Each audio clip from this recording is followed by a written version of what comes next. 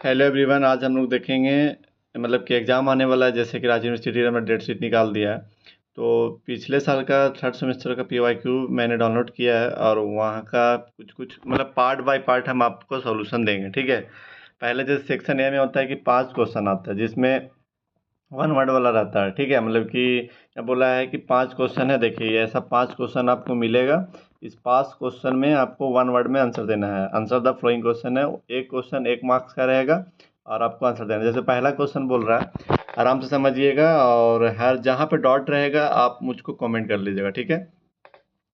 पहला क्वेश्चन बोल रहा है कि राइट द बर्नौलिस इक्वेशन। तो देखिए, बर्नौलिस इक्वेशन का मतलब होता है कि ये ऐसा इक्वेशन हो जिसमें first order and first degree आता है। First order and first degree का मतलब होता है कि जैसे d Y by D x, ये होता है फर्स्ट ऑर्डर, और इसमें जो है इसका डिग्री जो है 1 आता है। ये होता है first order first degree. The Bernoulli's equation यही होता है। बस इसमें क्या होता है बर्नौलिस इक्वेशन में कि जैसे बर्नौलिस इक्वेशन अगर एग्जाम में ऐसा क्वेश्चन आ गया आपको लिखने के लिए, तो आप लिखिएगा D Y by D X plus P Y आज equal to Q Y to the power N, ठीक है। ये आपका होता है बर्नौलिस इक्वेशन। ये एग्जाम में आएगा तो इसे लिखिएगा, और जब इसको सॉल्व करने का आएगा अगर आगे नेक्स्ट क्वेश्चन में, तो हम आपको बताएंगे कैसे सॉल्व किया जाता है, ठीक है। सो ये पहला क्वेश्चन हो गया। देखिए, इसका सॉल्यूशन यहाँ पे दिया हुआ है, आप देख लीजिएगा। हम आपको पीडीएफ चाहिए होगा तो बोलिएगा, हम भेज देंगे, ठीक है ना। तो ये पहला है बर्नौलिस इक्वेशन में इसका, ठीक है। अब दूसरा क्वेश्चन देखते हैं। दूसरा क्वेश्चन बोल रहा है right the condition for the ordinary differential equation M D X plus N D Y equal to zero to be exact. Exact होने के लिए एक ही कंडीशन होता है कि partial derivative M with respect to Y is equal to partial derivative N with respect to D x. ये बस यही कंडीशन होता है। ये अगर आपका इक्वल आ रहा है तो हम बोलेंगे कि एग्जैक्ट है, अगर नहीं आ रहा तो बोलेंगे एग्जैक्ट नहीं है। अब एग्जैक्ट जब नहीं होगा तो उसके लिए अलग कंडीशन होमोजीनियस नॉन होमोजीनियस रहेगा। वो जब आईएफ पढ़ाएंगे मतलब इंटीग्रेटिंग फैक्टर पढ़ाएंगे तो समझ आएगा। लेकिन एग्जैक्ट जब भी पूछेगा कि बताइए एग्जैक्ट होने का कंडीशन क्या है, तो partial derivative M with respect to Y is equal to partial derivative N with respect to X, ठीक है। तो देखिए, इसका सॉल्यूशन यहाँ पे लिखा हुआ है, आप देख लीजिए, है ना। M D X plus N D Y equal to zero del partial derivative. अब ऑप्शन, अब थर्ड क्वेश्चन देखते हैं। ये काफ़ी आसान क्वेश्चन है, थर्ड वाला भी। बोल रहा है कि right the integrating factor of the equation D Y D X plus P Y equal to Q. देखिए, इसमें हम एक आपको ट्रिक बताते हैं।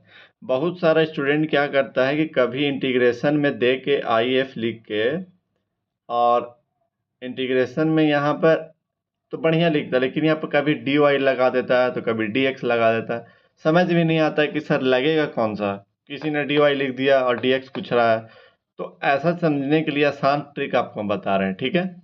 इससे आप कभी भी कंफ्यूज में नहीं होइएगा, कभी कंफ्यूजन में नहीं आएगा। लेंथी क्वेश्चन में बना रहे हैं, वन क्वेश्चन वर्ड 1 वर्ड वाला, या फिर कोई 5 नंबर क्वेश्चन, तो आपको इंटीग्रेटिंग फैक्टर निकालने का सबसे अच्छा मेथड ये है कि जब भी ऐसा रहे कि D Y by D X, जब नीचे में एक्स है ना, तो आपका इंटीग्रेटिंग फैक्टर में भी जो पता है एक्स आएगा, डी एक्स आएगा।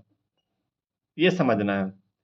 अगर मान लीजिए आपका यहाँ पर इक्वेशन इस फॉर्म में दिया हुआ, हम समझा रहे हैं एग्जैक्टली यही नहीं होता, बस हम बोल रहे कि विद रिस्पेक्ट टू वाई यहाँ पर आएगा, हम ऐसा बोल रहे हैं, ठीक है ना।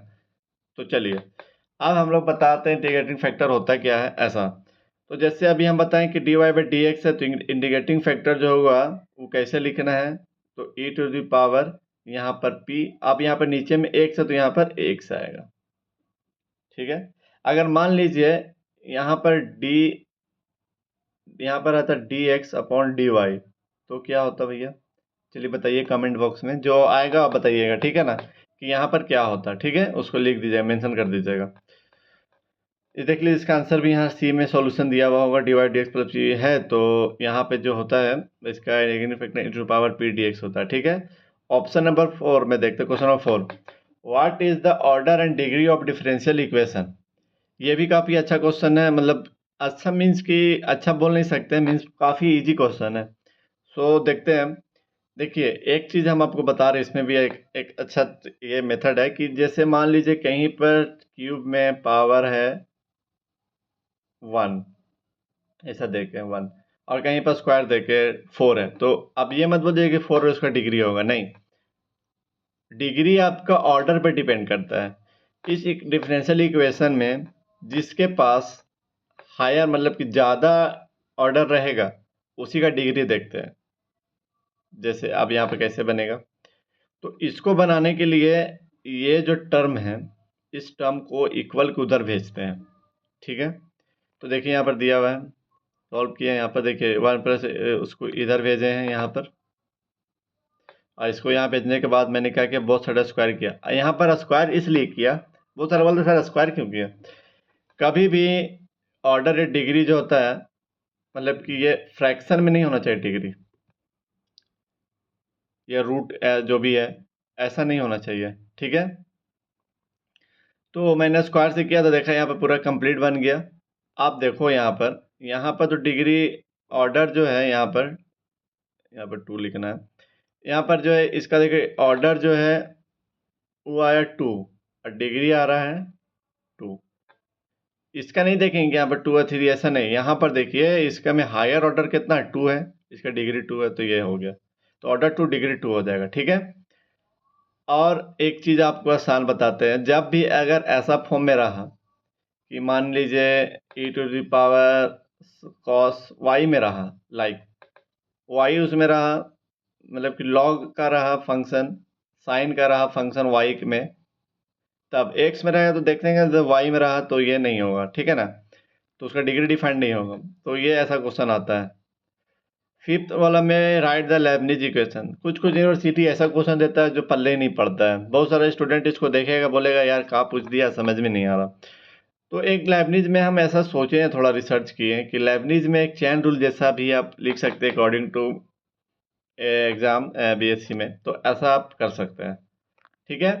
और भी हम अब 3 नंबर का क्वेश्चन जो आप पूछता है उसका अभी हम सॉल्यूशन देंगे, और इसमें जहाँ भी डाउट है आपको प्लीज़ आप पूछिए और हम आपको बताएंगे, ठीक है। अभी क्वेश्चन अच्छे से देख लीजिए।